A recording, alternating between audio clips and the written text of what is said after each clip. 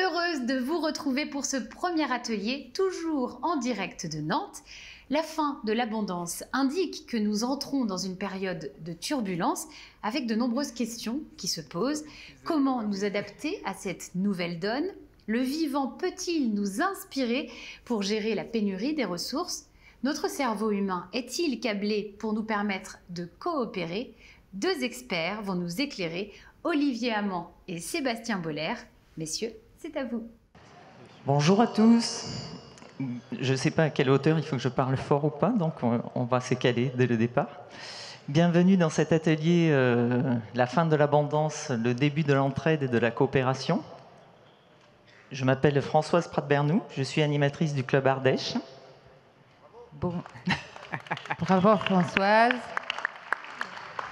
Bonjour à tous, je m'appelle Alina Piasecka, je suis l'animatrice du club Varsovie Copernic. Bravo Alina. Donc je vais introduire cet atelier en quelques mots et puis ensuite je passerai la parole à Alina qui va présenter nos deux experts. Et puis, donc on leur laissera la parole et ensuite vous aurez un temps de questions-réponses de 15 minutes environ vers la fin de l'atelier où vous pourrez échanger avec les deux experts. Préparez-vous pour les questions. C'est ça. Donc l'objectif de cet atelier, c'est de vous faire prendre conscience qu'on est dans un moment de basculement.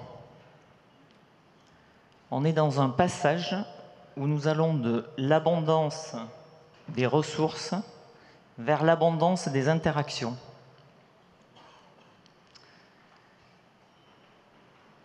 Aujourd'hui, on vit un moment critique dans notre société où on sent bien qu'on ne va pas pouvoir continuer à fonctionner comme on l'a fait pour deux raisons particulières. D'une part, les ressources commencent à diminuer, à se tarir.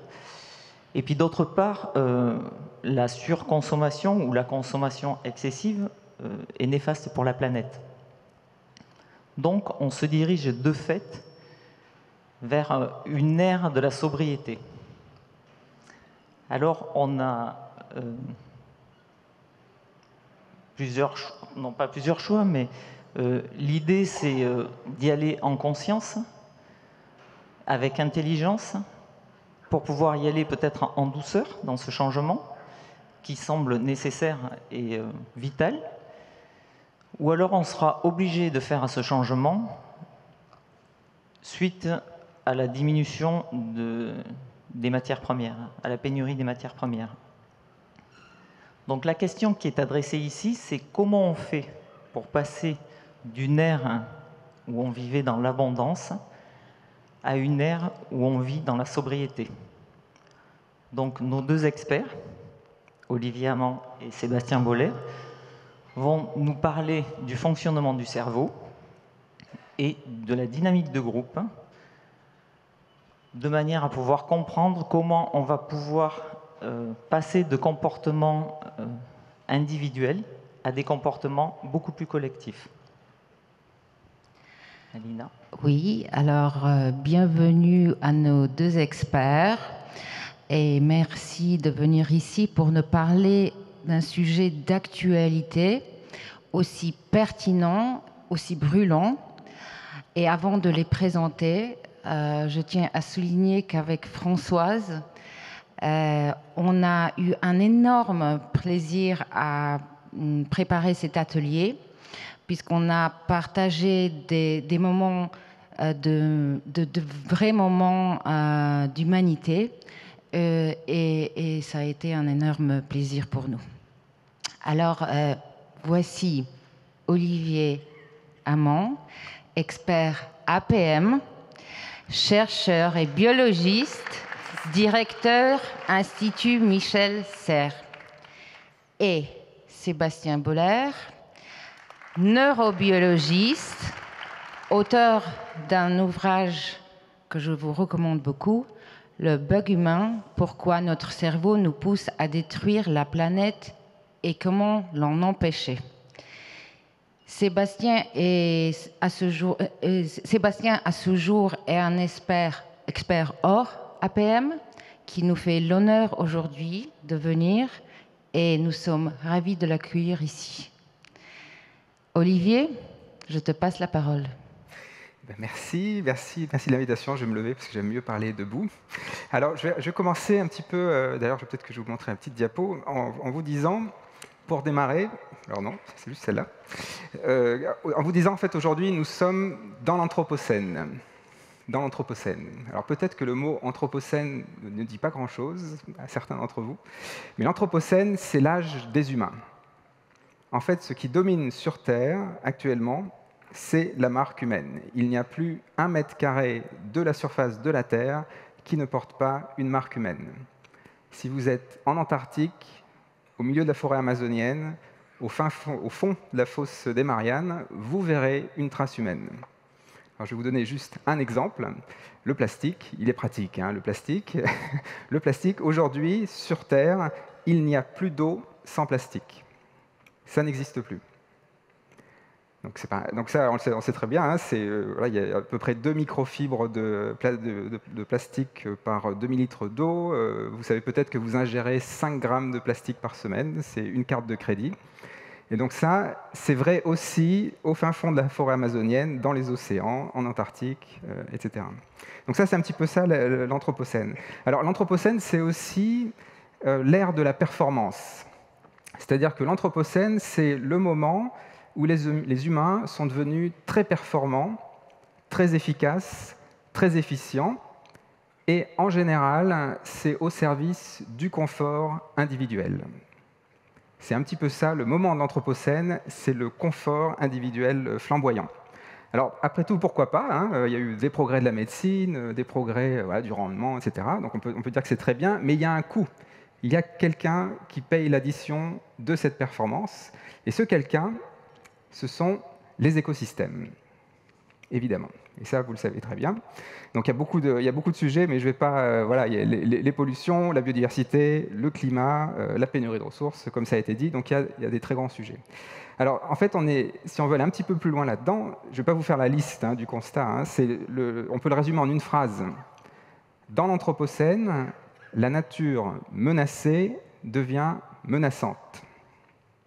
Et ça signe la fin du néolithique. Le néolithique, c'est le moment où les humains veulent contrôler la nature. C'est il y a 10 000 ans. On fait l'agriculture, la domestication, la sédentarisation. On veut contrôler la nature. Aujourd'hui, notre excès de contrôle nous fait perdre le contrôle. Et donc, il va falloir apprendre à vivre dans un monde où on a perdu le contrôle. Si vous lisez les rapports scientifiques du GIEC, de l'IPBES, etc., ce n'est pas tellement l'augmentation de la température moyenne ou les pollutions globales qui sont mises en avant, c'est le mot fluctuation. Nous entrons dans un monde fluctuant. C'est-à-dire que ce qui va nous intéresser à l'avenir, ce n'est pas la valeur moyenne, c'est l'écart-type et les valeurs aberrantes. C'est ça vraiment qui va nous intéresser.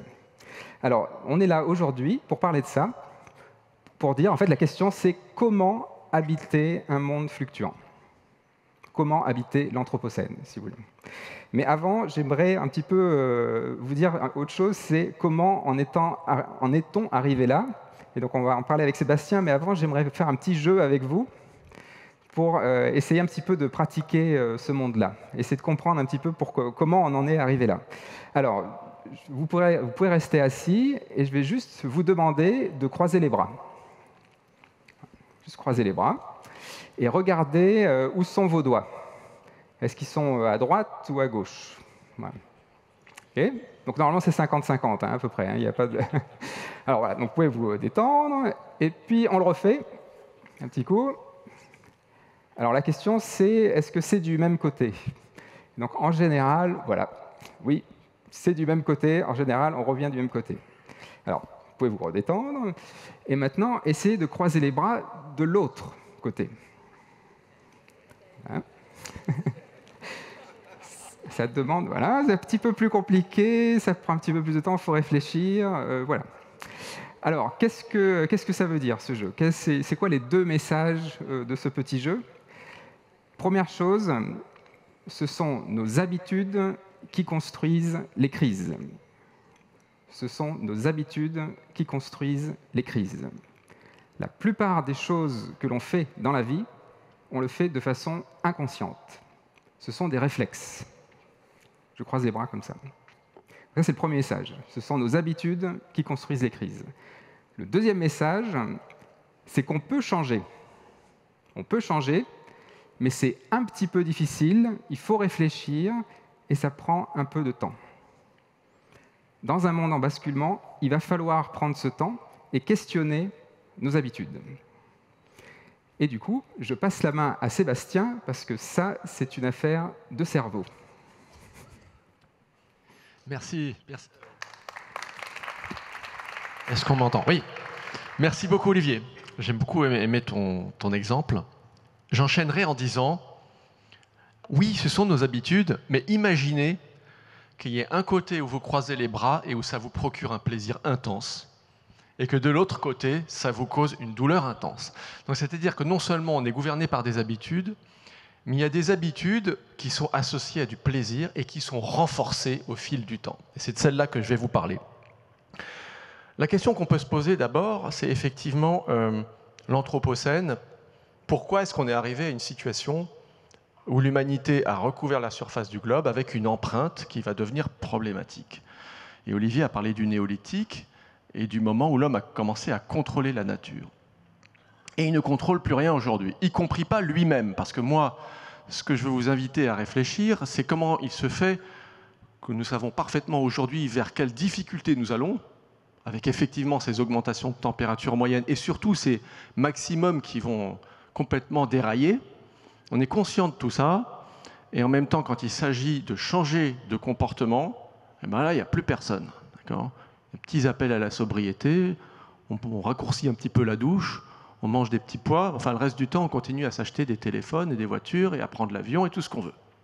Donc c'est comme s'il y avait une partie de nous qui est consciente et une autre partie qui est pulsionnelle, qui continue à répéter des comportements qui ont abouti à cette situation problématique.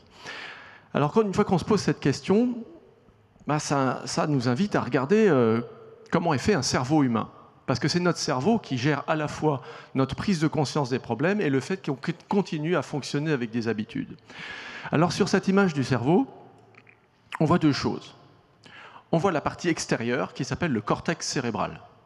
Et ce cortex cérébral, c'est lui qui nous donne de l'intelligence.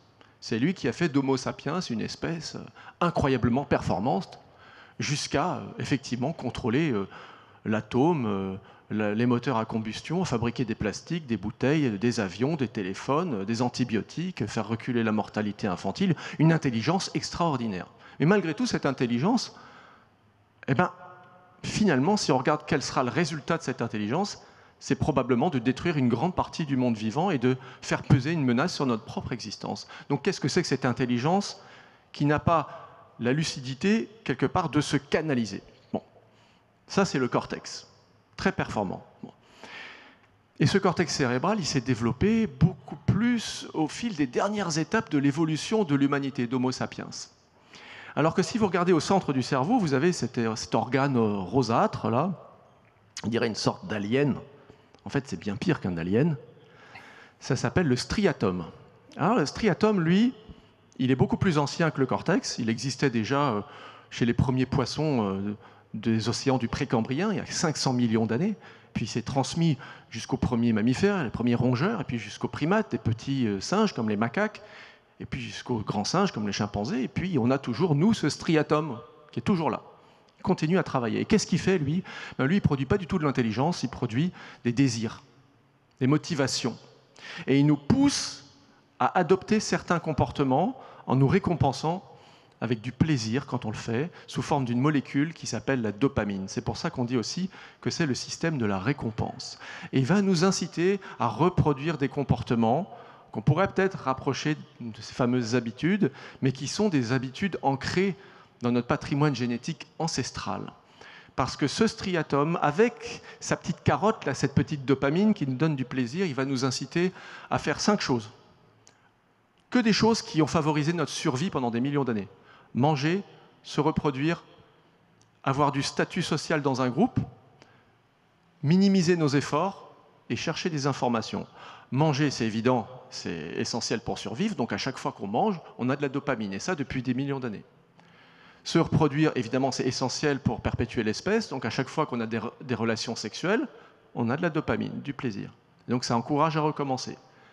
Le statut social, l'importance dans un groupe, là encore c'est un avantage parce que ça augmente les chances d'accéder à de la nourriture et des partenaires sexuels, chez les grands singes, chez les chasseurs-cueilleurs, chez les humains modernes. Donc à chaque fois qu'on grimpe en statut social, en pouvoir, en responsabilité dans une organisation, notre striatum nous récompense aussi avec un shoot de dopamine, ce qui fait qu'on a toujours envie de continuer. Et c'est pareil pour le désir de minimiser nos efforts, c'est un avantage pour survivre en milieu naturel. Depuis les premières bactéries, il y a 3 milliards d'années, qui sont gouvernées par un principe qui s'appelle l'homéostasie, qui consiste à minimiser ses dépenses d'énergie et maximiser ses entrées d'énergie. C'est ça qui fait qu'un être survit. Et chez l'être humain, ça se traduit par le fait que notre striatum nous récompense avec de la dopamine à chaque fois qu'on fait le moins d'efforts possible. Et finalement, le besoin de trouver de l'information autour de nous, tout simplement parce que quand on vit dans un milieu naturel, survivre, ça dépend de notre capacité à repérer des indices qui nous disent là, il peut y avoir un gibier, là, il peut y avoir un prédateur. Ça peut être une brindille cassée, une empreinte dans la boue séchée. Cette capacité à déceler de l'information est vitale. Et donc notre striatum, depuis des millions d'années aussi, nous récompense avec de la dopamine quand on trouve de l'information. Alors quel est le problème que ça pose aujourd'hui ? Eh bien, c'est que si vous prenez chacun de ces grands besoins, il y a un moment donné où l'intelligence humaine qui se développe avec le cortex cérébral va trouver des moyens techniques de les alimenter en boucle, sans jamais les réfréner. Et ça, c'est extrêmement problématique parce que ce système de récompense, ce striatum, qui a évolué dans un milieu de rareté, un milieu naturel en général hostile, n'a jamais été programmé pour s'auto-limiter. Il est fait pour prendre tout ce qu'il peut quand il peut. Par exemple, la nourriture. Je veux dire, si vous êtes un Homo erectus, il y a 2 millions d'années dans la savane, vous arrivez à chasser un animal, vous avez intérêt à en manger le plus possible, sans vous limiter, parce que vous n'êtes pas sûr d'en trouver un autre avant des semaines, parce que vous pouvez vous le faire piquer par un prédateur, et puis parce que la viande ne se conserve pas. Donc le striatum, lui, il veut prendre tout de suite le maximum pour faire des réserves. Et c'est pareil avec les 4 autres grands besoins. Et donc quand il arrive dans les dernières étapes du développement de l'humanité, il y a le cortex cérébral qui commence à dire « moi, je peux commencer à te faire des outils en pierre taillée pour trouver plus facilement à manger. Et puis je peux t'aider à faire des armes de jet pour chasser à distance. Et puis je peux inventer la roue, je peux inventer la charrue, je peux planter les céréales, mettre les animaux dans des enclos et donc produire toujours plus de nourriture. Et ensuite la moissonneuse-batteuse, les engrais azotés, les OGM, des rendements agricoles qui grimpent. Le cortex cérébral est extrêmement doué pour nourrir le striatum qui, lui, n'a jamais été programmé pour se limiter. Le résultat, c'est que le striatum mange, et qu'on est aujourd'hui dans une société de pléthore alimentaire marquée par l'obésité et le surpoids, en croissance sur tous les continents. On est passé d'une problématique de rareté, qui est celle de nos ancêtres préhistoriques, à une problématique d'excès, que nous ne savons pas gérer, parce que le centre de nos désirs n'a jamais été programmé génétiquement pour se limiter. Dans une société de pléthore, il consomme le plus possible. Et c'est pareil avec notre besoin de sexe, par exemple, puisqu'on sait qu'on est dans une société d'explosion des addictions sexuelles, où grâce à l'offre vidéo, par exemple, inventée par le cortex cérébral grâce à Internet, l'humanité aujourd'hui peut consommer 136 milliards de vidéos pornographiques par an, ce qui représente à peu près 30% des quantités d'informations charriées dans la sphère du numérique, dont l'impact carbone a dépassé le secteur aérien. Donc tous ces besoins qui, au départ, sont tournés vers la survie, se transforment en instruments de destruction. Et puis on pourrait dire la même chose pour le statut social. Aujourd'hui, quand je veux me sentir important, mon striatum va trouver tous les moyens technologiques pour le faire. Les réseaux sociaux, Facebook, Instagram, on gagne des likes, on gagne du statut, on appuie, on a de la dopamine, on peut l'observer aujourd'hui en imagerie cérébrale. Et on n'en a jamais assez parce que ça n'a pas été prévu pour se limiter. Alors ça va être l'automobile aussi. Les gros SUV, les voitures de sport provoquent la libération de dopamine par le striatum qui y voit un moyen d'exprimer son importance dans un groupe social. Pareil pour tous les articles de luxe. Donc on va en vouloir toujours plus et c'est très difficile à ce moment-là de mettre la main sur ce mécanisme-là, de dire « je veux me limiter ». C'est difficile, d'une part, parce que les cellules nerveuses du striatum fonctionne d'après un principe absolument diabolique, c'est-à-dire que, par exemple, si vous donnez un nouveau smartphone à quelqu'un, vous voyez les neurones du striatum qui lui donnent de la dopamine.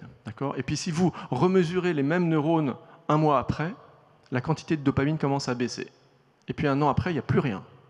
Et le seul moyen pour relancer la production de dopamine, c'est d'augmenter les doses et donc d'aller vers la gamme supérieure.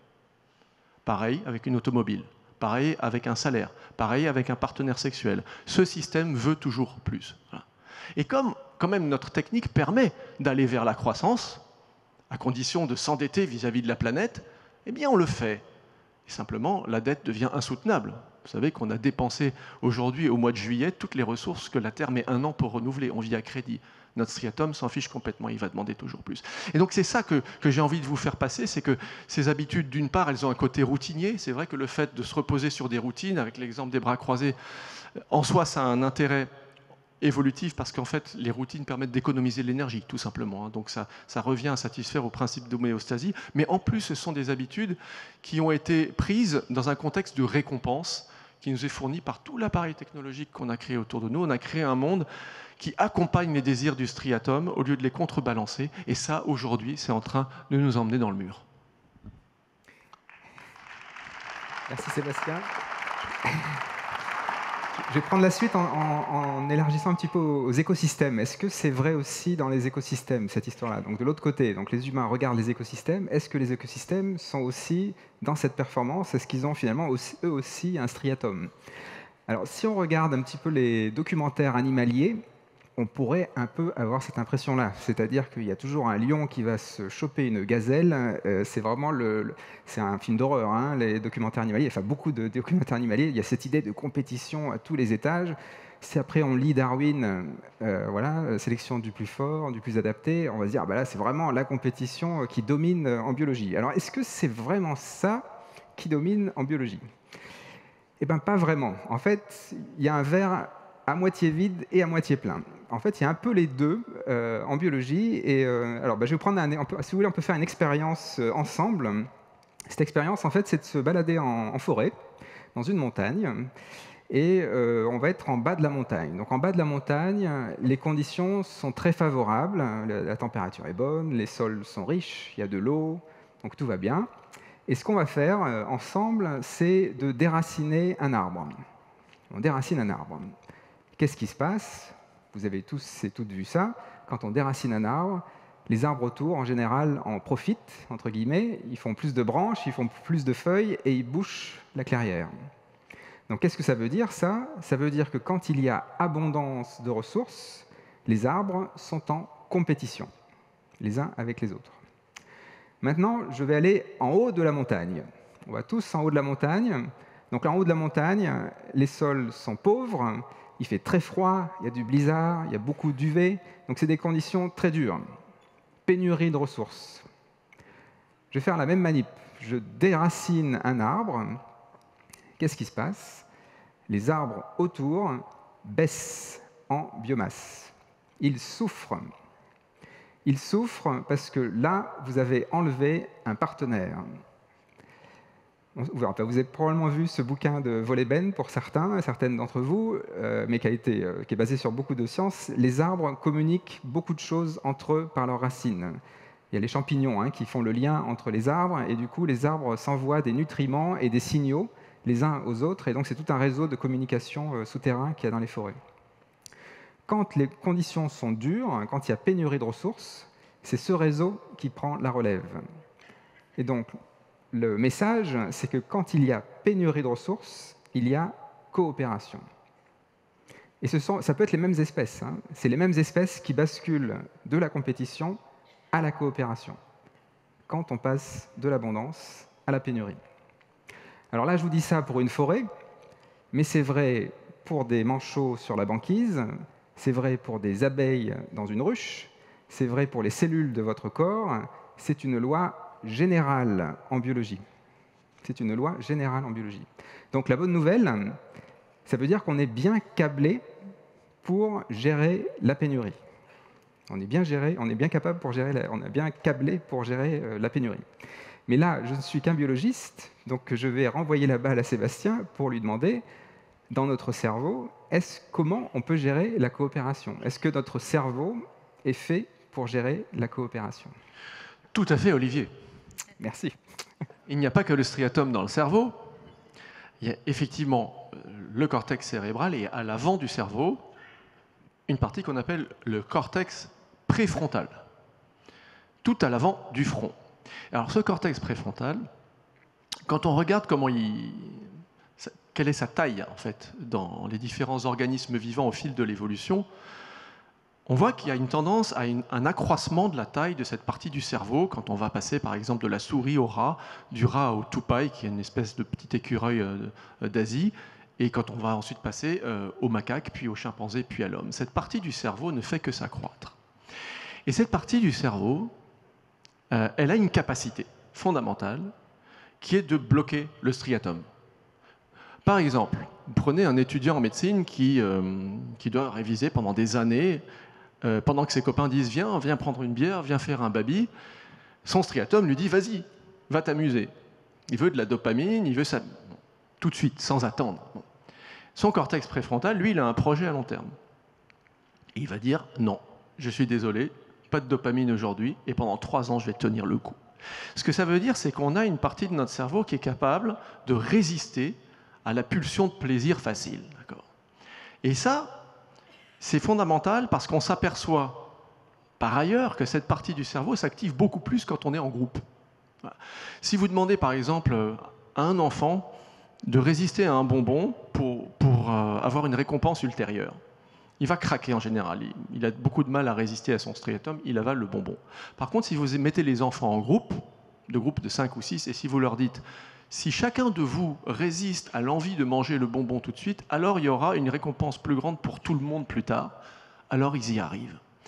Et cette expérience est fondamentale parce qu'elle a montré que la capacité de notre cortex préfrontal à maîtriser nos impulsions est décuplée par le groupe.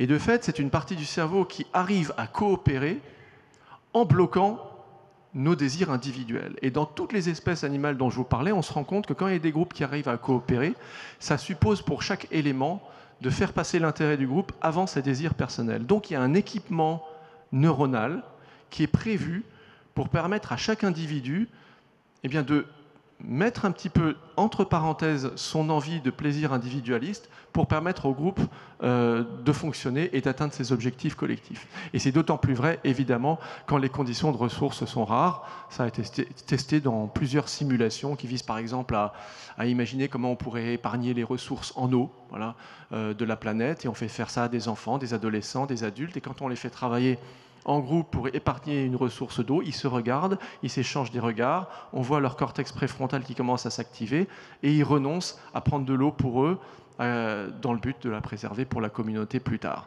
La vraie question qui se pose, c'est comment mettre ça en œuvre à l'échelle des collectivités plus larges et des États notamment. Super. Du coup, on arrive à un moment où c'est un peu paradoxal. C'est-à-dire qu'en fait, on a un cerveau et voilà, les humains, nous sommes très performants. Et en même temps, on est capable de ne pas être performant. Finalement, on est capable de brider notre propre performance. Donc du coup, la vérité est où en fait? Est-ce qu'on est très performant ou finalement est-ce qu'on n'est pas très performant? Alors je vous propose un petit jeu là, juste pour en fait tester votre performance. Et donc, voilà, regardez cette petite vidéo.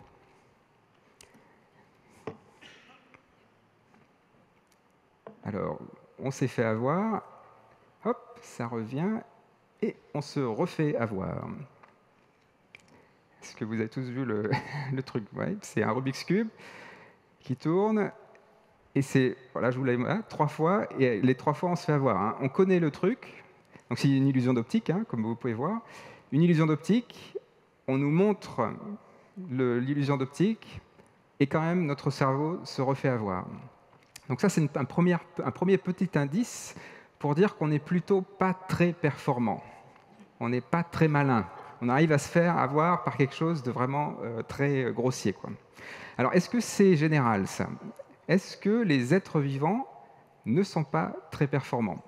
Et est-ce qu'aller contre la performance, c'est une solution pour habiter un monde fluctuant? Si je vous pose la question, vous imaginez bien que la réponse, c'est oui. Et donc là, je peux vous présenter cette diapo qui résume, je peux presque dire, des milliers d'articles scientifiques, des milliers de livres scientifiques qui vous synthétisent un petit peu ce que c'est que le vivant, c'est quoi le cœur nucléaire d'un être vivant. Les valeurs là, que vous voyez listées là, sur votre gauche, eh ben, c'est un petit peu le programme politique d'un être vivant. C'est ça qui le fait fonctionner au cœur. Et donc, c'est quoi ces valeurs? Eh ben, c'est inefficacité. Les êtres vivants n'ont pas d'objectif. Il n'y a pas d'objectif. Si je prends mon exemple favori, un globule rouge ne veut pas devenir violet. Il vit sa vie. On ne sait pas ce qu'il va devenir. Donc, il n'y a pas d'objectif. C'est très hétérogène. La biodiversité, ça en fait partie, mais c'est très, très, très hétérogène. Hein. Vous pouvez comparer votre main droite et votre main gauche. Les lignes de la main ne sont pas au même endroit, hein, par exemple. Donc, vous imaginez, bon, c'est pour ça qu'il y a des empreintes, etc. C'est très, très hétérogène. C'est très incertain. Il y a énormément d'incertitudes dans le monde vivant. Il y a même un champ de la biologie qui s'appelle la biologie stochastique et qui n'étudie que les processus aléatoires en biologie. Il y a énormément d'aléatoires en biologie. C'est extrêmement lent, il y a beaucoup de lenteur, il y a beaucoup de délais dans les réseaux de neurones, dans les réseaux de gènes, dans les réseaux moléculaires, les réseaux des écosystèmes. Il y a des délais à tous les tournants. Il y a énormément de redondances, mais c'est des millions de redondances. Il ne faut pas penser au groupe électrogène sur un hôpital. Ce n'est pas une redondance de type 2, c'est des millions. C'est vraiment extrêmement redondant. C'est extrêmement incohérent, un être vivant. C'est extrêmement incohérent. Ça, c'est très bien démontré dans les réseaux génétiques, notamment. On se rend compte qu'il y a des facteurs qui activent et inhibent les mêmes choses. Donc, c'est ce que je dis souvent, si vous voulez avoir une image mentale d'un être vivant, c'est un automobiliste qui a le pied sur l'accélérateur et sur le frein en même temps. Et l'histoire du striatum, d'ailleurs, le montre très bien. On a ce paradoxe en permanence, une incohérence complète. Mais cette incohérence, évidemment, qu'est-ce qu'elle génère? De la stabilité. Et la dernière chose, c'est l'inachèvement. C'est-à-dire que les êtres vivants sont toujours inachevés, parce que s'ils étaient achevés, ils seraient morts. Donc vous voyez, tout ce que j'ai listé là, c'est toute une liste de contre-performances. Le vivant se construit sur des contre-performances. Il se construit sur ses points faibles. Et qu'est-ce qu'il fait avec ça? Parce que c'est un peu ça la question. Eh bien, ce qu'il fait, c'est de la robustesse. Et la robustesse, c'est quoi? C'est maintenir le système stable malgré les fluctuations. Maintenir le système stable malgré les fluctuations. Donc, si vous voulez, les êtres vivants mettent beaucoup de jeux dans les rouages, énormément de jeux dans les rouages, pour être toujours adaptables, être toujours en capacité de s'adapter. Donc ça doit nous interroger. C'est-à-dire que les êtres vivants, ce sont des professionnels du monde fluctuant. Si vous voulez, ça fait depuis des millions d'années qu'ils ont vécu des choses complètement dingues. Il y a 700 millions d'années, la Terre, c'était une boule de neige. Il y avait de la vie sur Terre. Donc les êtres vivants ont traversé ça. Bon, à l'époque, c'était plutôt des unicellulaires, mais ils ont traversé ça. Donc ils sont capables de vivre des fluctuations complètement dingues. Et c'est grâce à quoi? Grâce à toutes ces contre-performances. Donc évidemment, vous voyez l'écho que ça peut avoir chez nous et dans l'entreprise. C'est-à-dire que le monde de la performance dans lequel on est encore, c'est un monde qui fait l'hypothèse d'une stabilité géopolitique, écologique, sociale. Donc un monde stable, hypothèse d'un monde stable, avec abondance de ressources et en paix. C'est ça l'hypothèse cachée du monde de la performance. Le vrai monde, si on sort de cette fiction, le vrai monde, le monde réel, c'est un monde fluctuant. C'est un monde fluctuant avec des pénuries de ressources et où la paix n'est pas toujours là, on le sait bien. Dans un monde fluctuant, la performance ne sert à rien. La performance est contre-productive. C'est s'enferrer dans une voie étroite quand le monde change. Ce que nous disent les êtres vivants, c'est que dans un monde fluctuant, il faut être robuste. Ce qui est sélectionné au cours de l'évolution, c'est la robustesse. Ce n'est pas la performance. Je peux vous donner juste un exemple. La photosynthèse. La photosynthèse, ça date de 3,8 milliards d'années. C'est un des processus les plus anciens sur Terre, ce qui permet de transformer un gaz en fibre de carbone, comme vous le savez. C'est vraiment hyper important. C'est ce qui construit à peu près tous les écosystèmes sur Terre. Le rendement de la photosynthèse, c'est moins de 1%. C'est-à-dire que si je le dis autrement, les plantes gâchent 99% de l'énergie solaire. C'est minable hein, comme rendement. Hein. Un panneau solaire, c'est 15%. Hein, donc, oui. Et ben, en fait, on sait pourquoi aujourd'hui. Hein. Alors, je vous passe les détails scientifiques, mais on sait pourquoi les plantes gâchent autant d'énergie, entre autres. Et en fait, le point principal, c'est qu'elles gèrent les fluctuations. Les fluctuations lumineuses, les fluctuations moléculaires, les fluctuations de température, tout ce que vous voulez. C'est les fluctuations. Il n'est jamais question de performance. C'est toujours les fluctuations, les fluctuations, les fluctuations. Et donc, dans le monde dans lequel on est en train de basculer, ce nouveau monde, les prochains mondes, le prochain monde, c'est un monde fluctuant. Ça, encore une fois, hein, c'est ce que disent tous les rapports du GIEC, de l'IPBES. On rentre dans un monde très fluctuant. Donc, c'est la valeur robustesse qui va monter. Et la robustesse, elle se construit contre la performance. On ne peut pas être très performant et très robuste. C'est physiquement impossible. Ce sont deux valeurs qui s'excluent. Et donc, dans un monde très fluctuant, on va forcément de plus en plus alimenter la robustesse. Donc, il y a plein d'exemples hein, dans l'entreprise, mais je vais peut-être juste prendre un exemple avant de passer la main à Sébastien. L'agriculture, c'est presque mon exemple favori, parce que l'agriculture intensive, c'est une agriculture de la performance, où on annule les fluctuations en mettant de l'irrigation, des engrais et des pesticides. Sauf que ça, évidemment, ça coûte beaucoup d'énergie, ça a beaucoup d'externalités négatives, hein, je passe sur les détails. Donc c'est quoi la version robuste de l'agriculture? C'est évidemment l'agroécologie, l'agroforesterie, la permaculture. Donc ce sont des pratiques agricoles qui sont moins performantes, mais qui sont plus robustes. C'est-à-dire que le champ, quand on augmente la diversité génétique au champ, le champ devient plus résistant à la sécheresse et plus résistant aux pathogènes. Tout seul. Il n'y a pas besoin d'ajouter d'engrais, pas besoin d'ajouter d'irrigation, pas besoin d'ajouter de pesticides. Ou en tout cas, on peut en mettre moins. Ça, c'est le monde robuste en devenir. Et ça va aller très vite. Il y a plein d'exemples, mais l'été dernier, vous avez vu le Pakistan qui s'est transformé en rivière. Ça, c'était prévu pour 2100. Ce n'était pas prévu pour 2022. Donc, en fait, ces fluctuations-là, elles sont là. Et donc, dans ce monde fluctuant, enfin, vous le savez bien, hein, fluctuations sanitaires, énergétiques, écologiques, etc., dans ce monde fluctuant, c'est la robustesse qui va nous guider. Et donc, il va falloir alimenter notre robustesse. Et du coup, je me tourne vers Sébastien, parce que cette idée de robustesse, est-ce qu'elle est aussi présente dans le cerveau? Est-ce que notre cerveau a une forme comme ça d'adaptabilité et de robustesse également? Alors, notre cerveau, effectivement, possède beaucoup de systèmes de redondance, de compensation. Par exemple, quand un réseau neuronal tombe en panne, un autre va prendre le relais. Le traitement de l'information dans le cerveau est en grande partie redondant, mais pas entièrement. C'est-à-dire que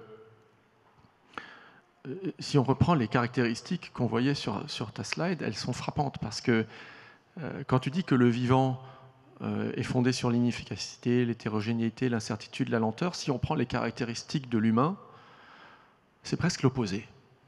C'est-à-dire que tu parlais tout à l'heure du fait que l'humain, à un stade critique de son histoire, au néolithique, il y a 10 000 ans, est entré dans l'ère du contrôle.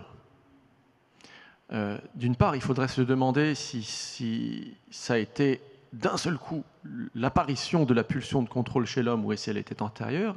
Il y en a des arguments qui laissent penser qu'en fait, c'était déjà le cas auparavant, puisque rien que le fait de façonner des outils indique une volonté de contrôler la matière d'après un plan et d'après une intention. Mais surtout, effectivement, au néolithique, le contrôle est planifié, rationalisé, et c'est le contraire, en fait, de l'incertitude et de la redondance. Et après, ce n'est que l'histoire d'une progression, c'est-à-dire qu'au néolithique, on n'est pas dans de la monoculture extensive, dans de la performance pure, mais c'est déjà là en germe. L'incertitude est quelque chose que l'humain déteste. Le cerveau humain n'aime pas l'incertitude. Et ça, quelles que soient les cultures où on va l'étudier. C'est vraiment un trait caractéristique de l'humain et qu'on voit dans le fonctionnement d'une zone particulière du cerveau qui est située au-dessus du striatum, qui s'appelle le cortex singulaire antérieur, on ne va pas le voir là, qui passe son temps, en fait, cette partie du cerveau, à faire des prédictions sur ce qui peut arriver dans une situation donnée. Par exemple, Si je vais au supermarché, je passe dans le premier rayon, je me demande ce que je vais trouver, j'imagine peut-être que je vais trouver des légumes. Bon. Si je trouve des légumes, ce cortex singulaire antérieur va valider une représentation du supermarché qui va m'être utile pour la suite, parce que je saurai que si je vais à cet endroit à tel moment de la journée, il suffit que je prenne à gauche et je verrai des légumes. Donc ça crée un modèle de prédiction qui colle avec la réalité observée et qui est un avantage en termes de survie, en termes de rapidité. Et cette partie du cerveau passe son temps à faire ça. Et dans les situations où ces prédictions ne sont pas validées par l'observation, il va tirer un signal d'alarme en envoyant des hormones du stress, comme le cortisol, comme la noradrénaline, qui nous mettent dans un état d'alerte très déplaisant. Et ça, on va voir que ça va traverser l'histoire de l'humanité, notamment au moment du néolithique. On le voit très bien aujourd'hui dans comment fonctionnent les cultivateurs, encore même dans les campagnes assez traditionnelles. Tout fonctionne sur l'art de la prédiction. On observe la forme des nuages, on a déduit qu'il va pleuvoir, on s'organise pour les moissons, pour recruter des saisonniers. Et la capacité à prédire ce qui va arriver dans la réalité est un véritable avantage. Donc l'être humain va mettre de l'ordre et de la certitude, ou en tout cas des tentatives de prédiction pour réduire le degré d'incertitude du monde, et c'est ça qui fournit un avantage.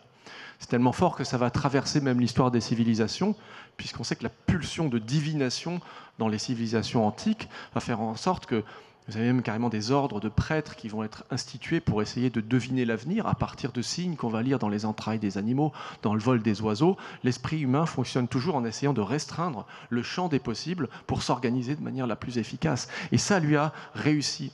Et en revoyant la liste des caractéristiques du vivant que tu as fait apparaître là, je suis frappé comme si l'humain était carrément une aberration en fait, de la nature, une exception totalement incroyable qui a permis une réussite incroyable aussi, et qui peut-être, d'après toi, serait en train de voir la monnaie se retourner. C'est-à-dire que ça a pu marcher peut-être pendant quelques centaines de milliers d'années, dans un monde qui était une formidable réserve de prospérité et d'abondance en puissance, avec une humanité encore embryonnaire, qui n'avait pas encore la masse démographique qu'on a aujourd'hui, et peut-être qu'on serait arrivé à l'épuisement en fait, d'un système qui est le cerveau humain et qui cherche à réduire l'incertitude et qui ne fait pas forcément de la robustesse et qui est calé pour la performance. Alors est-ce qu'il serait capable d'autre chose ? C'est une vraie question.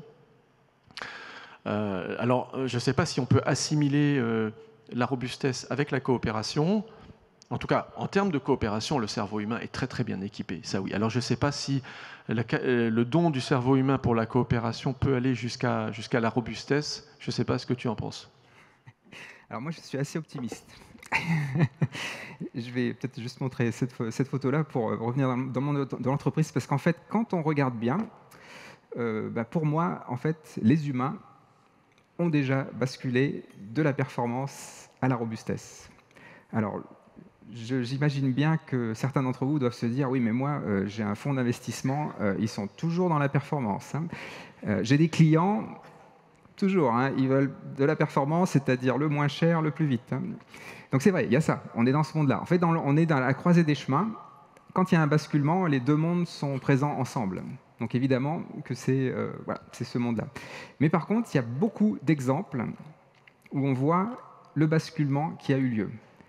Alors je vais prendre peut-être quelques exemples comme ça pour illustrer. Dans le secteur de la construction, par exemple, on a très longtemps été dans la performance, et donc faire des matériaux qui sont très performants, y compris des matériaux écolos, entre guillemets, donc des matériaux qui sont hyper isolants, qui font des maisons passives, qui génèrent de l'énergie, enfin des trucs incroyables hein, qu'on pourrait mettre sur la Station spatiale internationale. Hein, bon, c'est peut-être ce qu'on fait d'ailleurs. Bon, ça c'est très performant, mais par contre ça coûte beaucoup d'énergie à fabriquer, tous ces matériaux. Parfois ça pollue les intérieurs, et puis encore, il faut encore de l'énergie pour les démanteler. Donc le bilan écologique de ces produits-là, c'est pas toujours idéal, quoi. Donc ça, c'est la performance qui peut être contre-productive. Et du coup, qu'est-ce qui se passe actuellement ? Eh bien, il y a un autre BTP qui émerge. Et l'autre BTP, c'est quoi ? C'est bois, terre, paille. Et ça, c'est très fort. Hein. C'est pas juste une mode. Bois, terre, paille. Alors, c'est quoi ça ? C'est des matériaux qui sont moins performants. Si je prends l'exemple de la terre crue, La terre crue, hein, c'est la terre qu'on prend sous le sol, on fait des briques, on les chauffe au soleil, et comme ça on peut construire des murs, hein, c'est le pisé, c'est le torchis, c'est un quart de l'habitat mondial hein, en terre crue, hein, c'est loin d'être négligeable. Hein.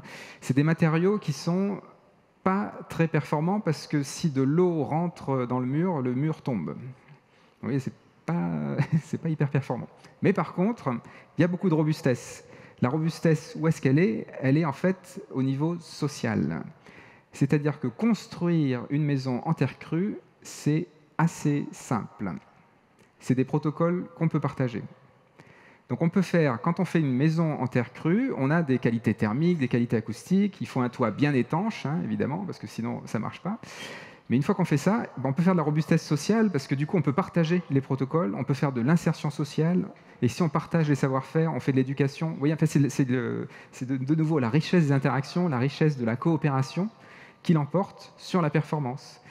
Et pour vous dire que ce n'est pas juste une fiction comme ça d'une association comme Oikos qui promeut ça, non, c'est ce qu'on enseigne actuellement aux élèves ingénieurs de l'ENTPE, de l'École nationale des travaux publics.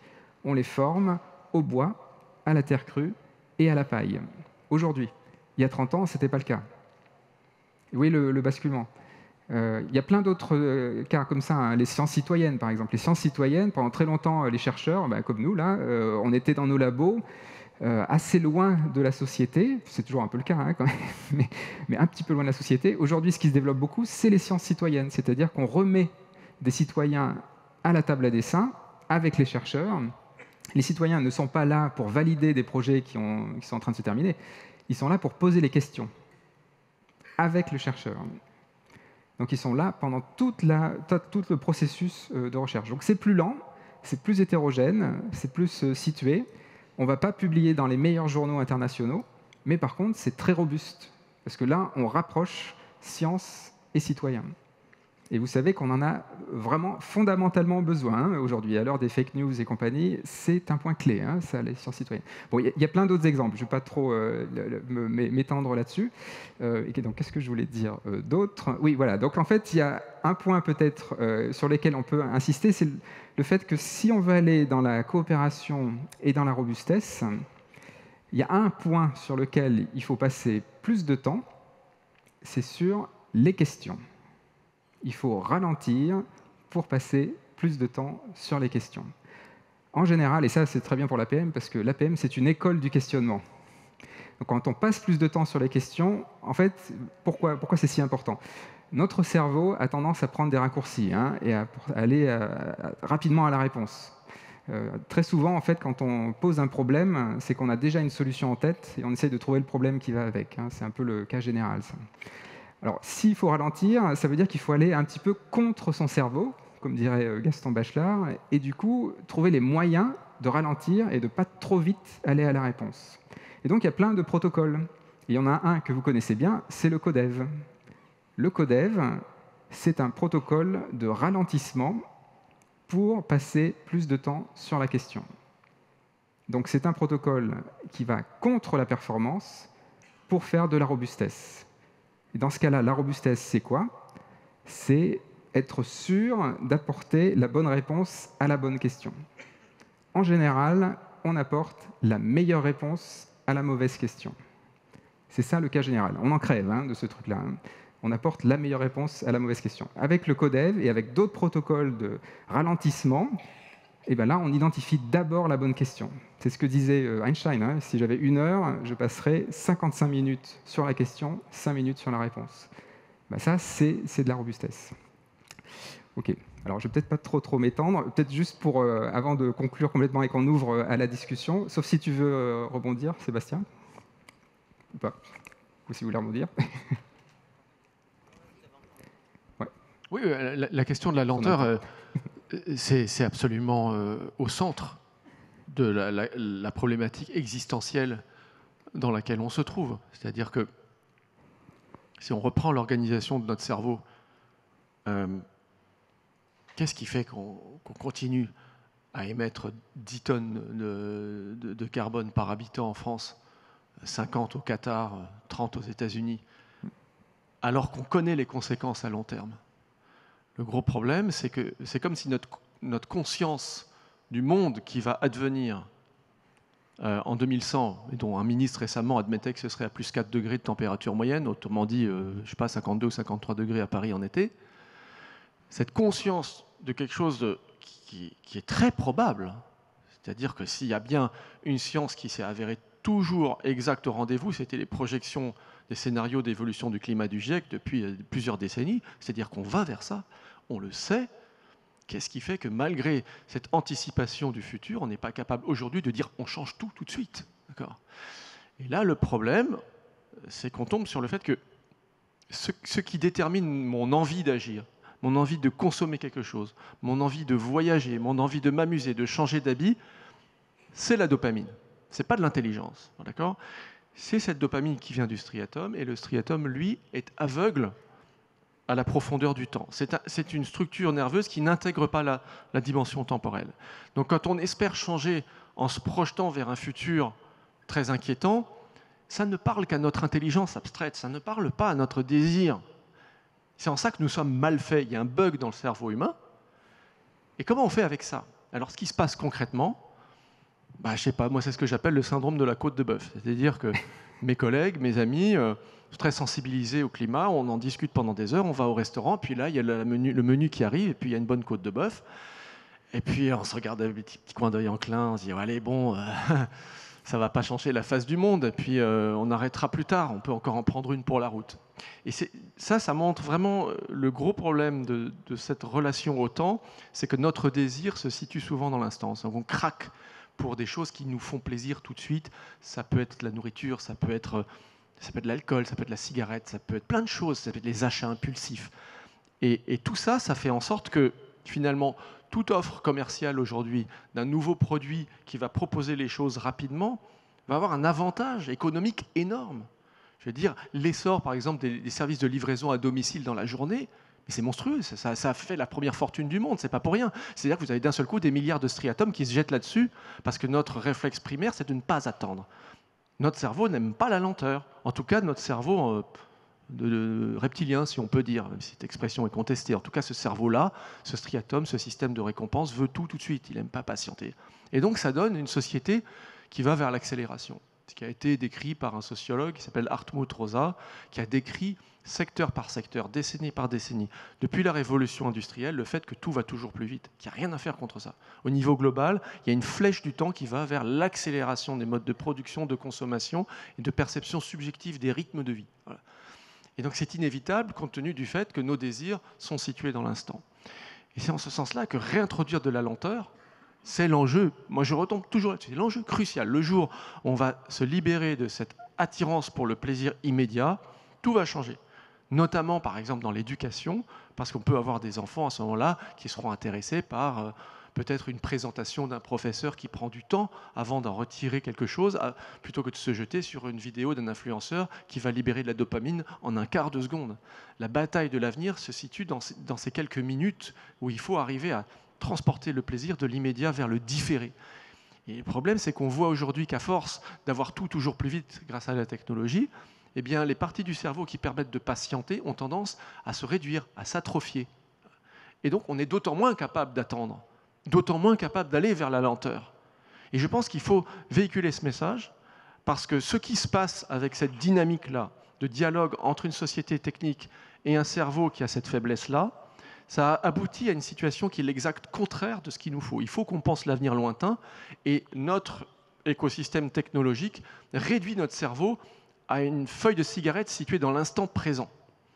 Et il faut à tout prix qu'on se saisisse de tout ça dans la manière de penser les rythmes de vie, les rythmes de travail, les pauses qu'on laisse, la façon de sécuriser les salariés, la façon d'éduquer les enfants.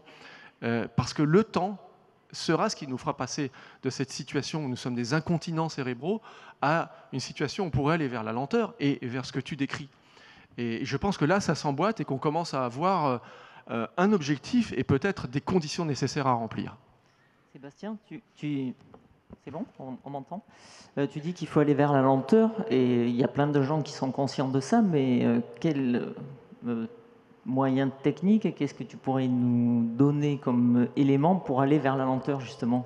Parce que être conscient de ça et être habitué à aller vite, ça implique pas forcément se dire demain je vais vers la lenteur. Alors, ça implique deux axes d'action. L'axe individuel. Premièrement, comment prendre le temps de faire des choses quand on est sous la pression du temps. Alors, pour ça, il y a des techniques de travail en psychologie, notamment la méditation de pleine conscience, qui a fait l'objet de milliers de publications scientifiques qui montrent vraiment l'impact que ça a sur le cerveau et qui suppose de se reconnecter à soi-même. Alors c'est un mot un peu passe-partout comme ça, mais ça suppose de prendre un moment pour faire de l'introspection, prendre conscience des sensations, prendre conscience des pensées qui nous traversent et le faire régulièrement. Et ça, déjà, ça introduit une respiration et ça introduit une prise de distance par rapport aux impulsions qui peuvent nous dire « vas-y, achète, vas-y, mange, vas-y ». Donc ça, c'est la prise de distance par rapport à nos ressentis émotionnels qui peut nous permettre de ralentir. Mais tout miser sur cette approche individuelle, à mon avis, ça paraît à la fois irréaliste et peut-être même dangereux parce que quand on regarde concrètement les personnes qui veulent ralentir de cette façon-là, elles se heurtent bien souvent au mur de l'impossible qui tient à l'organisation de nos vies concrètes, au rythme de travail, à la compétition, à l'exigence d'aller plus vite. Et quand on a une demi-heure pour manger sur un coin de bureau, qu'on a les enfants à chercher, qu'on a un projet à rendre pour la veille, là, s'asseoir pour faire de la méditation de pleine conscience, dans 99% des cas, c'est voué à l'échec. Donc ça pose la question des efforts que doivent faire les collectivités pour donner aux personnes à la fois le temps de pratiquer ça, et puis le sentiment de ne pas être sur un siège éjectable. Parce que le corrélat de l'accélération, c'est la compétition mondialisée. Et ça, il y a des exemples d'entreprises qui choisissent de miser sur la lenteur, qui choisissent de miser sur la sécurisation des salariés, parfois même sur la réduction des dividendes pour les actionnaires, qui arrivent à force de négociation de faire passer cette volonté-là. Et ça montre qu'il y a une prise de conscience au niveau organisationnel de l'importance de tout ça. Donc je crois qu'il faut à la fois au niveau individuel et dans la prise de conscience de la pression que subissent les individus dans le milieu du travail. Au niveau individuel, il y a la méditation, effectivement, mais il y a aussi la cohérence cardiaque, et il y en a plein ici qui doivent connaître. Donc voilà, je cite juste un élément supplémentaire. Et je vais rebondir sur ta question en parlant des écosystèmes, parce que finalement, peut-être que vous avez besoin de un petit peu avoir des clés, des principes pour habiter un monde fluctuant. Et du coup, quand on écoute les êtres vivants, il y a l'idée de ralentir, et d'aller un petit peu contre son cerveau. Mais en fait, il y a 3 grands principes. C'est quoi les 3 grands principes du vivant qui ont permis aux vivants de vivre dans un monde fluctuant? Le premier principe, c'est le principe de circularité. Circularité. Tous les êtres vivants sont inclus dans les cycles de la Terre. Pensez au cycle de l'eau, les plantes qui en font partie, etc. Bon, circularité, ça c'est assez clair parce qu'avec l'économie circulaire, on a déjà fait un pas dans cette dimension-là. Alors il faudrait vraiment que ce soit une bioéconomie circulaire. L'économie circulaire tout court, ça ne suffit pas. Il faut que ce soit de la bioéconomie circulaire. Vous savez, on dit souvent qu'il faut décarboner l'économie. Si on remplace du pétrole par des métaux, on n'aura rien changé. On aura juste changé de pollution, mais c'est tout. Il faut plutôt recarboner l'économie. Recarboner l'économie avec du carbone vert, du carbone qui vient des plantes, des champignons, des bactéries. Et là, on fait vraiment de la circularité. Il faut inclure la technosphère dans les autres sphères terrestres. L'atmosphère, la lithosphère, la biosphère. La technosphère doit être une sphère qui se recycle. La technosphère, actuellement, c'est la seule sphère qui ne recycle pas, qui accumule les déchets. Donc la circularité, c'est la première chose. Alors la circularité, de nouveau, c'est quelque chose qui va contre la performance. Ce n'est pas complètement évident, ça. Parce que quand on est circulaire, ça veut dire qu'on se place dans les conditions où le gâchis n'est pas un problème. Pensez aux plantes. Elles gâchent énormément de feuilles à l'automne. Mais c'est tout recyclé, donc il n'y a pas de problème. Elles gâchent beaucoup d'énergie solaire, 99% d'énergie solaire. C'est beaucoup de gâchis, mais c'est circulaire. Et donc vous voyez, nous les humains, on a tendance à aller sur la performance et à mettre l'efficience énergétique en premier. Mais si on fait de l'efficience énergétique, on va rester dans le schéma de la performance, il y aura des effets rebonds dans tous les sens, le striatum va nous appeler à encore plus de performance et on va quand même épuiser les ressources. Donc il ne faut pas faire de l'efficience. Enfin, l'efficience, c'est bien, mais ça vient en second. Il faut d'abord faire de la circularité. Circularité d'abord. L'efficience, elle n'est là que pour fermer la boucle. Donc ça, c'est le premier principe. Circularité. Deuxième principe, c'est le principe de coopération, qu'on a déjà présenté ici. Et je vais insister un tout petit peu parce que la coopération ne s'oppose pas seulement à la compétition. Bon, la compétition, vous connaissez, la coopération, vous connaissez. Qu'est-ce qu'il y a entre les deux? Eh bien, entre coopération et compétition, il y a la collaboration. Eh bien, dans un monde fluctuant, il ne faut pas collaborer, il faut coopérer. Alors, c'est quoi la différence? Collaborer, ça veut dire que chacun avance sur son projet et on espère que l'addition des succès des projets va faire un succès global. Si vous voulez, c'est la stratégie du gagnant-gagnant. Alors, dans le gagnant-gagnant, il y a toujours quelqu'un qui perd. Toujours. Dans la coopération, c'est différent. L'objectif commun l'emporte sur les succès individuels. Donc, si vous faites une coopérative, si vous êtes dans la coopération, parfois, il faut tirer contre son propre camp. Il faut en fait avoir moins de succès individuels, transitoirement, pour le bien commun, si je peux le dire comme ça, quoi, pour l'objectif commun du groupe. C'est ça, la coopération. Et là, vous voyez encore une fois comment ça va contre la performance individuelle. C'est le collectif d'abord. Typiquement, les cellules de votre corps, là, actuellement, elles coopèrent. Elles ne collaborent pas, hein. Elles coopèrent, hein. Je vous rassure. Bon, ça, c'est le deuxième principe. Donc, circularité, coopération. Et le troisième principe, évidemment, c'est le principe de robustesse, un principe d'adaptabilité. Et cette robustesse, comme je l'ai déjà dit, comme on l'a déjà dit, elle se construit contre la performance. Il faut ajouter du jeu dans les rouages. Et avec ça, vous allez être adaptable. Et donc avec circularité, coopération et robustesse, vous avez trois principes du vivant qui vous permettent de vous reconnecter au vivant, mais aussi qui vous permettent d'habiter un monde fluctuant. Donc c'est vraiment tout bénef. Non seulement vous vous reconnectez au vivant, c'est pas juste une phrase comme ça, c'est pas juste planter un arbre, hein.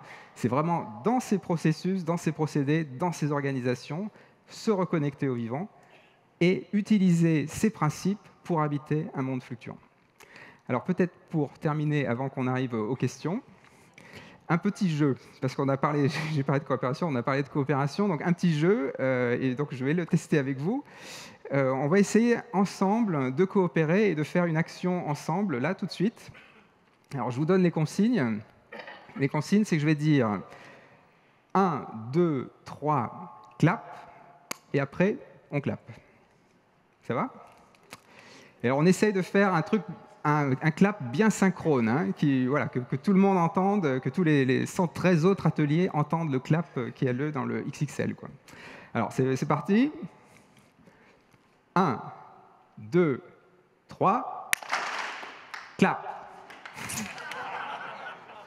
Alors, quel est le petit message philosophique?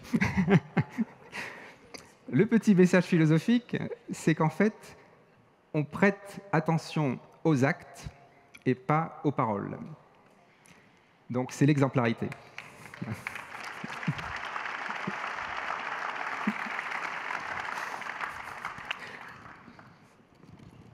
Sébastien, est-ce que tu veux ajouter encore quelque chose ou on peut passer aux questions? Oui.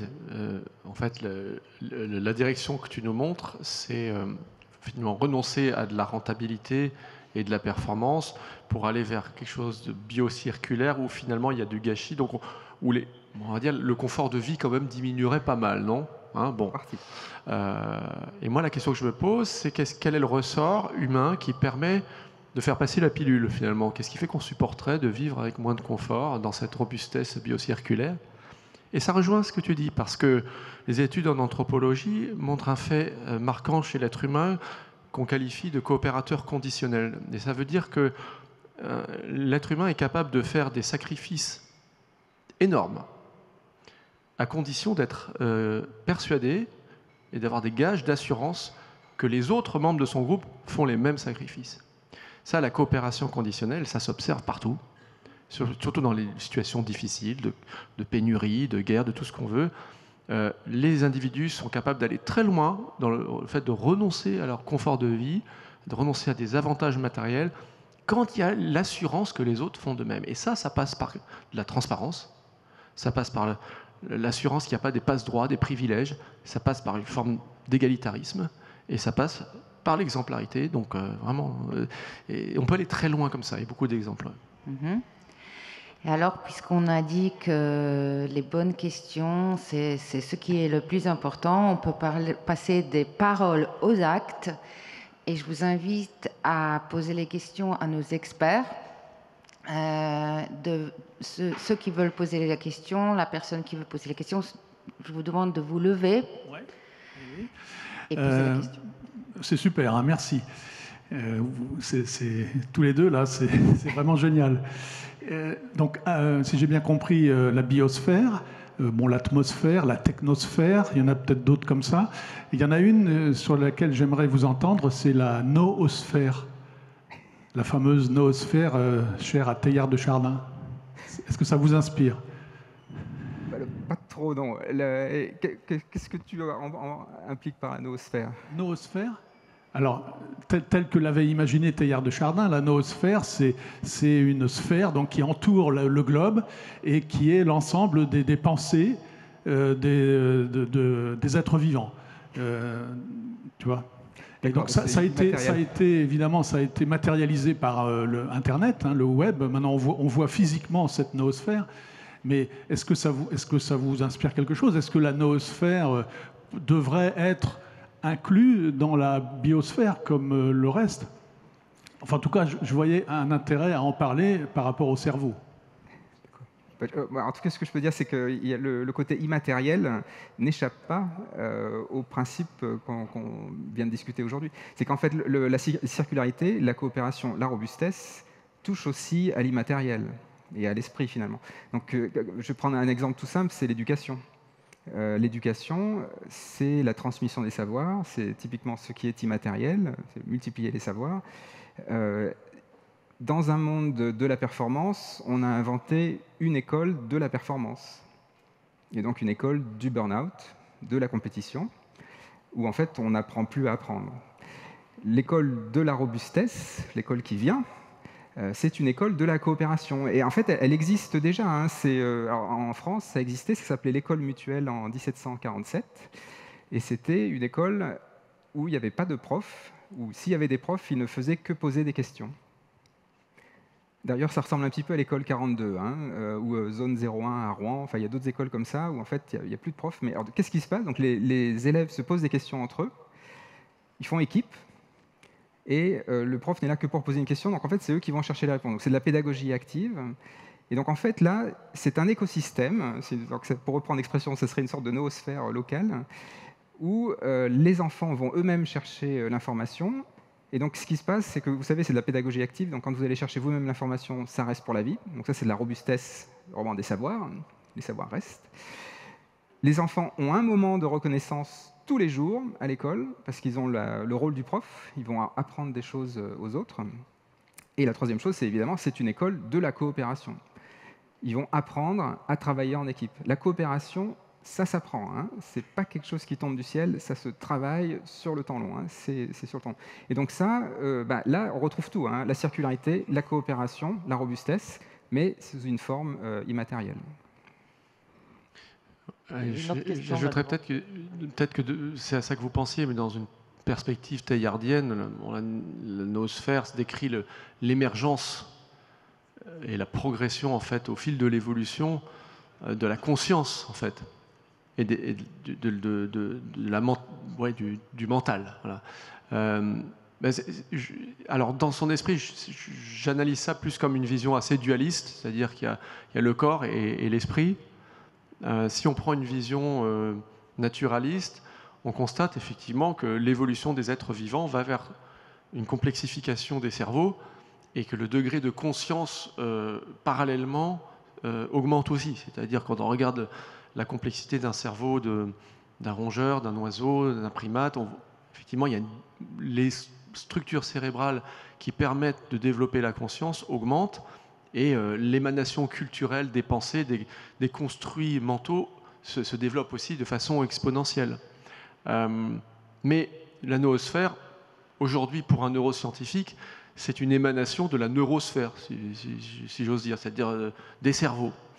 Bon, alors, ça ne veut pas dire qu'il n'y a pas une rétroaction, c'est-à-dire que le monde mental, culturel, les représentations collectives en fait, qui émergent des civilisations, forment des images qu'on partage, des récits qu'on partage, des normes sociales aussi, des discours, des lois. Tout ça, ça fait partie de la noosphère. Et ce qu'on sait aujourd'hui, c'est que ces normes sociales et ces représentations posent une empreinte sur la structure des cerveaux. On sait par exemple qu'un enfant qui a été éduqué avec une norme sociale d'altruisme, ce qui est quelque chose a priori d'immatériel, va avoir son fameux striatum qui va libérer de la dopamine quand il se comporte de façon altruiste.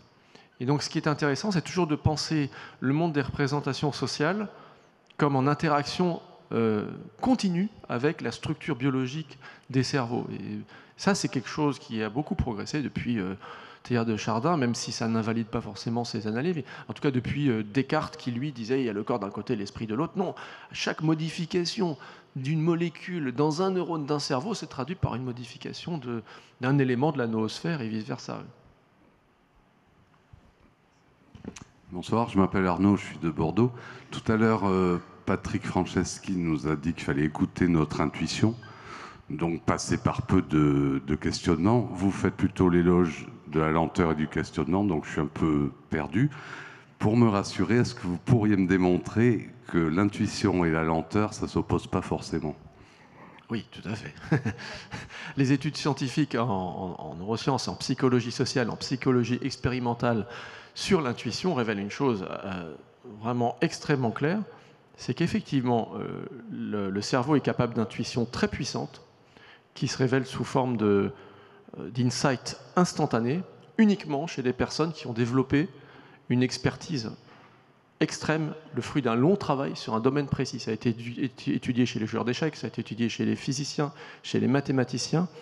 L'intuition, c'est quelque chose qui arrive d'un seul coup après, en gros, des années de travail et de développement d'une expertise. Donc, à la limite, je dirais que l'intuition est impossible sans, sinon de la lenteur, du moins du temps long. Si je peux ajouter un petit mot. En fait, ce qu'on vous a dit aujourd'hui, c'est d'avoir une pensée systémique dans un monde complexe. Le monde devient complexe, devient fluctuant. Il faut avoir une pensée systémique, basée sur les interactions. Et bien, l'intuition, c'est une forme de pensée systémique rapide. On peut le dire comme ça. Mais du coup, ça demande, comme le dit Sébastien, beaucoup de travail avant. Cette pensée systémique, elle s'est travaillée avant, en fait. Et l'intuition ne fait que recracher cette pensée systémique raccourcie. Et bonsoir. Merci beaucoup pour vos deux brillants exposés. Et je rejoins tout à l'heure, le duettiste est super sympa. Merci pour la pédagogie aussi. On a notre cerveau, a priori, qui nous donne du court terme, du court terme. Vous nous expliquez la robustesse, c'est bien. Les entreprises sont sur la performance. OK, comment on fait?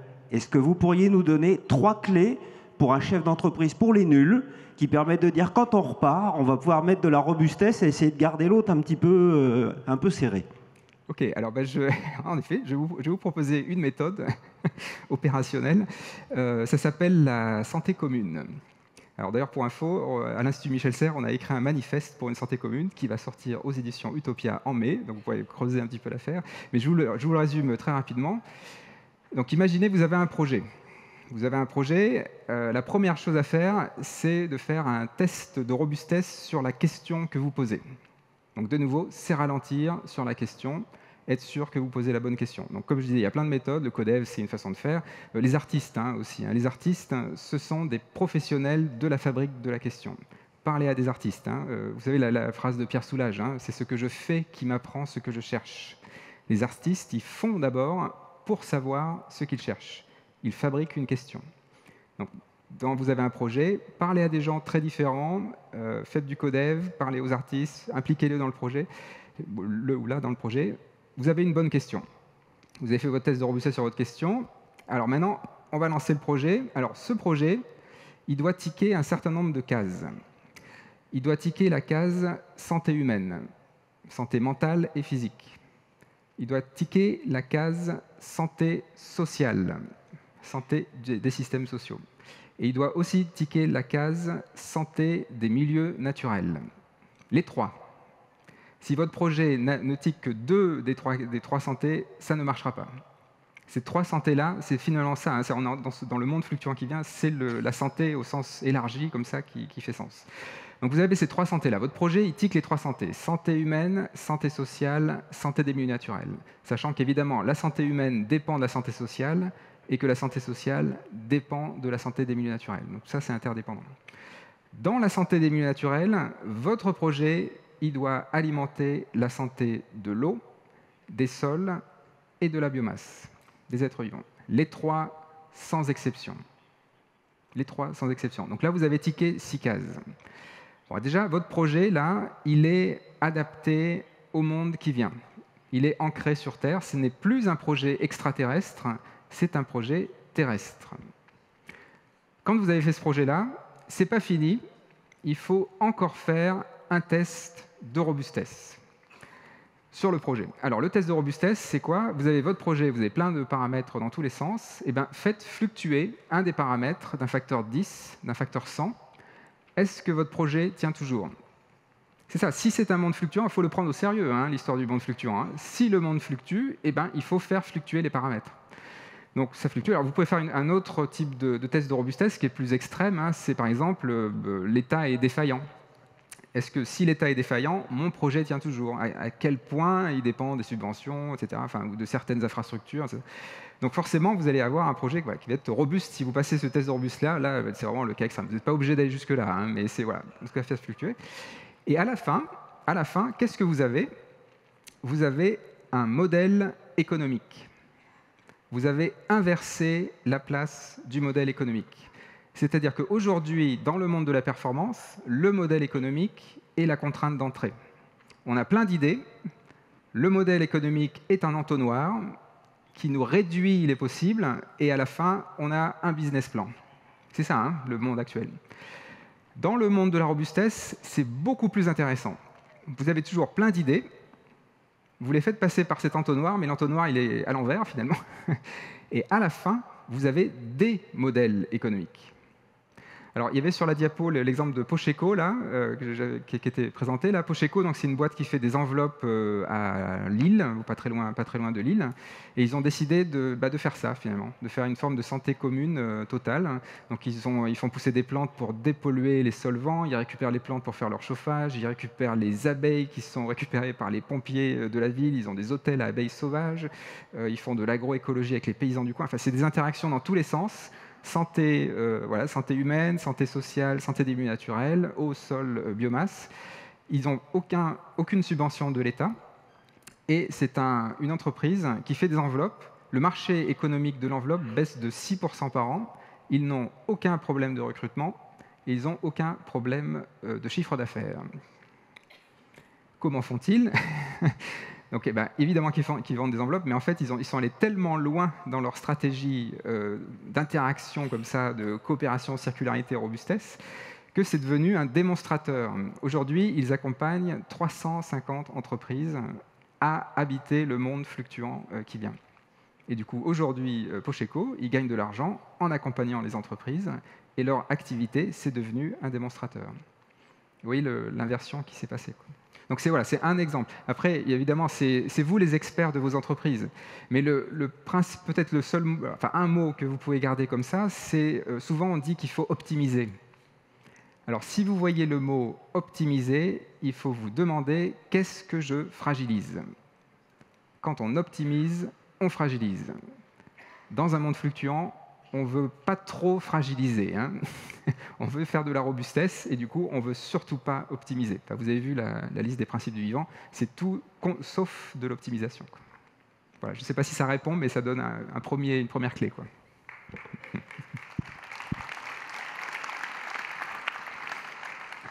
Bonjour, je suis Pascal du Club de Brive.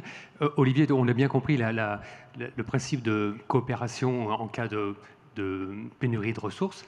Et puis Sébastien, tu nous as parlé de cet exemple du bonbon et qu'un groupe d'enfants va résister mieux à son désir du bonbon qu'un enfant tout seul. Est-ce qu'il y a des études, est-ce qu'on peut dire qu'il y a une limite, une taille à la coopération ou pas du tout?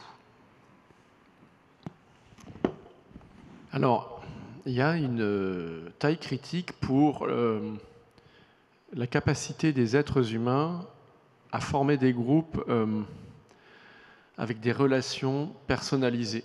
Voilà. C'est-à-dire qu'il y a des études qui ont été réalisées par un psychologue et neuroscientifique qui s'appelle Robin Dunbar, qui s'appelle la théorie du cerveau social. Il s'est amusé à faire quelque chose d'assez dingue, c'est-à-dire qu'il a mesuré la taille des cerveaux des différents primates, du plus petit Ouistiti jusqu'à l'homme, plus de 30 espèces de primates. Et il a observé la taille des groupes dans lesquels vivait chacun de ces espèces. Et ce qu'il a vu, c'est que la taille du cerveau était corrélée à la taille des groupes sociaux. C'est-à-dire qu'un Ouistiti vit dans des tout petits groupes, un chimpanzé vit dans des groupes de 50 individus, et l'être humain, en fait, il n'a pas mesuré, il a fait une prédiction. C'est-à-dire qu'il a tracé une droite qui reliait la taille des cerveaux et la taille des groupes chez les primates, et il a prolongé avec la taille du cerveau humain. Il a dit, normalement, l'humain a un groupe critique de 150 individus. Et après, il a fait des études transcontinentales sur combien de personnes vous connaissez personnellement et avec qui vous avez des relations qu'il appelle individualisées, c'est-à-dire que vous savez à peu près combien d'enfants il a, son anniversaire, vous prenez des nouvelles au moins 1 ou 2 fois par an. Voilà. Ce n'est pas un truc abstrait, ce n'est pas un numéro, c'est une personne. Et il a tombé sur ce chiffre moyen à l'échelle de la planète qui était de 153. Donc ça confirmait exactement sa théorie. On se rend compte vraiment que le cerveau humain est calibré pour avoir une représentation de son groupe social autour de 150 individus. Et c'est, de façon très intéressante, la taille critique des humains tout au long du Paléolithique. Homo sapiens a vécu dans des groupes de taille approximativement de 150 individus. 100, 150, 200, voilà. Et ce qui s'est passé au Néolithique avec l'apparition des grandes cités liées à la sédentarisation, c'est que d'un seul coup, vous avez des groupes de dizaines de milliers d'individus, voire de centaines de milliers d'individus. Donc c'est une crise pour le cerveau, en fait. Il n'est pas fait pour gérer des nombres aussi grands. Et alors les réseaux sociaux, c'est même pas la peine d'en parler. Quand on vous dit j'ai 3000 amis, ça ne veut absolument rien dire. Pour le cerveau, ça ne veut rien dire. Alors moi, c'est un élément de réponse, c'est-à-dire qu'on peut vraiment bien coopérer en se connaissant bien jusqu'à 150. Voilà.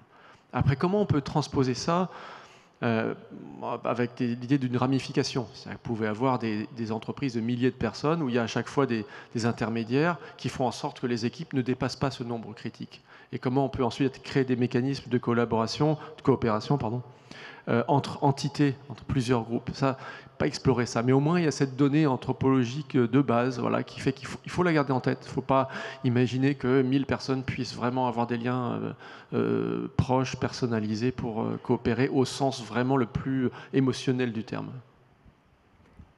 Je vais ajouter un petit mot pour donner un exemple dans une entreprise qui s'appelle Buurtzorg. C'est un collectif d'infirmières qui est aux Pays-Bas. Ils sont 30 000. Mais ils ont fait exactement ce que tu dis, ils ont fait des groupes de 12 infirmières, c'est très modulaire, et c'est comme ça qu'on peut faire une énorme structure de 30 000 personnes. Ce n'est pas 30 000 personnes avec une grande arborescence, c'est modulaire. C'est comme les cellules de notre corps. Hein. Les cellules de notre corps, elles sont petites, quoi. Elles sont autonomes. C'est plus riche quand elles interagissent avec les autres, mais elles sont robustes, elles sont capables de vivre leur vie toutes seules. Donc en fait, ce comportement modulaire, c'est aussi quelque chose qui est très bio-inspiré, ça. Plutôt avoir un réseau plutôt que d'avoir une grande pyramide. Voilà, je ferme la parenthèse. Oui, bonjour. Vous avez expliqué le fonctionnement du cerveau et les comportements humains qu'on pourrait parler d'addictifs par rapport à la dopamine, en toute connaissance du fait que ces comportements peuvent être négatifs pour soi ou pour les autres. Il y a aujourd'hui des sources de dopamine qui sont disponibles mais qui sont souvent illégales et toxiques. En 1954, Aldous Huxley en parlait et rêvait qu'un jour la science permette de produire des molécules qui permettraient à l'homme d'avoir des sources de dopamine qui seraient légales et non toxiques. Est-ce qu'il est complètement aberrant de penser que si on n'arrive pas à réduire ce besoin de dopamine malgré toutes nos connaissances, un jour la science, est-ce qu'il y a des recherches dans ce sens-là, permettra à l'homme de satisfaire ce besoin de dopamine, mais de manière sûre et pour éviter ces comportements ou ces effets négatifs? Moi, je vois plusieurs problèmes à ça. Le premier, c'est quand vous administrez une substance de façon exogène, il est très difficile, aujourd'hui on ne sait pas le faire, de faire en sorte que cette dopamine soit libérée exactement au bon endroit dans le cerveau. C'est-à-dire que si ça circule dans l'ensemble du cerveau, ça va produire des effets secondaires Il y a un exemple typique, c'est la thérapie de Parkinson, la maladie de Parkinson. Il y a un déficit de dopamine parce qu'il y a des neurones à dopamine qui meurent dans une zone du cerveau où ils sont produits habituellement. Et donc, les patients ont des problèmes, notamment moteurs, parce que la dopamine régit aussi les mouvements. Donc, on leur donne un composé qui permet de libérer de la dopamine dans l'ensemble du cerveau. Donc, ça résout leurs problèmes moteurs, mais en même temps, ça leur donne parfois des effets secondaires exactement du type d'addiction au jeu. C'est des gens qui vont jouer au casino et perdre leur fortune, ou d'addiction sexuelle aussi. Des patients d'un seul coup qui commencent à avoir une vie complètement incontrôlée à cause de cette dopamine qui est libérée de façon qui n'est pas adaptée en fait à la finesse des réseaux de neurones. Le deuxième problème que je vois, c'est que si vous donnez de la dopamine, vous savez très bien ce qui se passe avec les drogues. Par exemple, la première drogue qui aboutit à une libération massive de dopamine dans les synapses, les connexions entre neurones, c'est la cocaïne. Bon.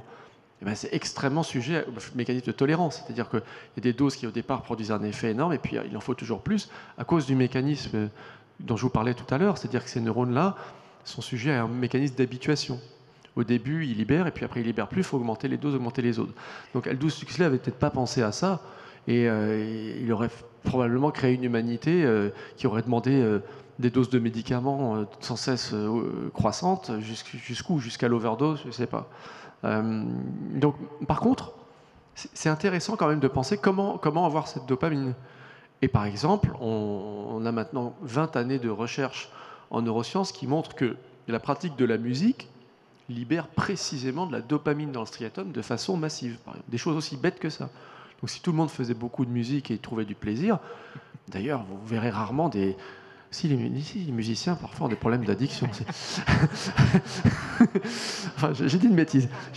Non, mais la musique, c'est quand même l'art en général, quoi. C'est quand même extrêmement pourvoyeur de dopamine. Donc, je pense qu'il faut plutôt chercher dans cette direction-là. En tout cas, c'est pas si simple, quoi. Il suffit pas de donner une molécule. Une dernière question, peut-être ? Oui, bonjour. Donc merci effectivement pour ces interventions qui ont été très intéressantes. Alors moi j'ai une question, ou plutôt un commentaire. Donc on a parlé de l'utilité de la collaboration, en tous les cas pour rentrer ou pour être mieux adapté à ce monde fluctuant. On a parlé aussi de la taille des groupes humains avec lesquels on avait encore, enfin taille de groupes dans lesquels on a une relation personnalisée. Et on a parlé d'exemplarité aussi. Et je trouve très intéressant, enfin préoccupant en fait. Aujourd'hui, on voit les efforts par exemple de l'Europe par rapport à un certain nombre de sujets. Un exemple qui me vient en tête, c'est par exemple l'interdiction de la circulation des voitures à moteur thermique en 1935, ce qui est très volontariste, qui va secouer beaucoup de choses, beaucoup de monde, beaucoup d'industries, mais qui est absolument indispensable. Et en même temps, au niveau européen, on est quand même très très seul par rapport au monde. Et là, on a un vrai problème d'exemplarité aussi. C'est-à-dire qu'en fait, on risque aussi de décrocher tout simplement nos environnements, nos économies, qui doivent pourtant s'adapter par rapport à des réalités plus mondiales. Alors peut-être au risque d'être un peu politiquement incorrect, je ne suis pas complètement sûr que la voiture électrique soit nécessaire. Enfin, je prends juste cet exemple-là. Hein. La voiture électrique n'est pas forcément une si bonne idée. Hein. Enfin, disons, alors, pour dire les choses, le monde robuste, c'est un monde qui respecte la technodiversité. Il ne faut pas ajouter à l'effondrement de la biodiversité l'effondrement de la technodiversité. Il faut garder toutes les techniques, absolument toutes les techniques. C'est-à-dire c'est le moteur thermique, le moteur électrique, le moteur diesel, le cheval de trait, il faut absolument tout garder. Et alors pourquoi je suis un peu critique sur le moteur électrique? C'est qu'un taxi à Paris, il faut qu'il ait une voiture électrique. Ça, c'est sûr. Un camion qui traverse l'Europe, il faut qu'il ait un moteur diesel. En tout cas, avec la technologie actuelle, c'est ce qu'il y a de plus écologique. Si on creuse un petit peu, enfin je ne vais pas faire tout un discours là-dessus, mais une voiture thermique, hein, c'est 20 kg de cuivre hein, pour le circuit électrique. Une voiture électrique, c'est une Zoé, hein, c'est 80 kg de cuivre. Il faut rajouter une borne électrique, 100 kg de cuivre. Et si vous avez une Tesla, c'est 240 kg de cuivre. Donc, en fait, le pic de cuivre, on va le passer entre 2040 et 2075. Donc, de toute façon, on ne pourra pas physiquement remplacer toutes les voitures. Enfin, là, on est sorti du sujet, mais on ne pourra pas remplacer toutes les voitures par des voitures électriques. C'est physiquement impossible. On va réduire le nombre de voitures. Si on passe au tout électrique, c'est ça qui va se passer. Le futur de la voiture, si on pense monde fluctuant, c'est pas de passer du tout thermique au tout électrique. C'est le futur de la voiture, c'est une voiture légère, partagée, réparable. C'est ça, la voiture du futur. Ça, c'est une voiture robuste. Alors, la question... Olivier, on va être obligé de terminer. Donc, oui. D'accord, je termine vite. Répondre la question que ça pose, par contre, c'est pourquoi l'Europe n'a pas pris ça. Et donc, ma réponse, ce serait qu'en fait, c'est au niveau local que ça se passe. Les politiques nationales ou supranationales sont un peu dépassées par les événements. C'est au niveau local que ça va se passer. Ouais, je vais peut-être m'arrêter là. On remercie nos 2 experts pour cette conférence magnifique. Merci beaucoup. Merci à tous d'être venus aussi nombreux. Merci beaucoup.